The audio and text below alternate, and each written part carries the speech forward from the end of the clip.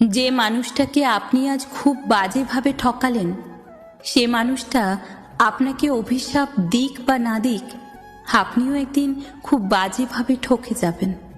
হয়তো অন্য কারো কাছে, নয়তো অন্য কোনো ভাবে, তবে ঠকে আপনি অবশ্যই যাবেন। কারণ বাস্তবতা হচ্ছে, তার থেকে আপনার মুক্তি মিললেও তার রুহের হাই থেকে কখনোই আপনার মুক্তি মিলবে না। কাউকে বিনা কারণে অন্যায়ভাবে আঘাত করলে, কারো সাথে বেইমানি কিংবা প্রতারণা করলে সাময়িকভাবে আপনি নিঃসন্দেহে ভালো থাকবেন, তবে বেশি দিন ভালো থাকবেন না। জীবনের শেষ দিন পর্যন্ত তো কখনোই নয়।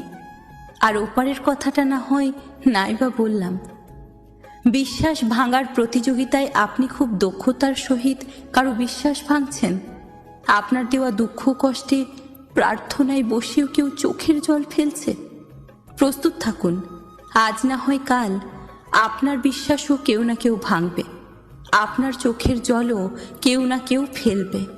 ইচ্ছাকৃতভাবে আপনি কারো ক্ষতি সাধন করলে আপনার ক্ষতিও কোনো না কোনোভাবে হবেই। অন্যের দুর্বলতা, সরলতা কিংবা ভালোবাসার সুযোগ নিয়ে আপনি যা যা অন্যায় করবেন, গোলাকার এই পৃথিবীতে ঘুরে ফিরে তার সবটাই ফিরে পাবেন। শুধু সময়ের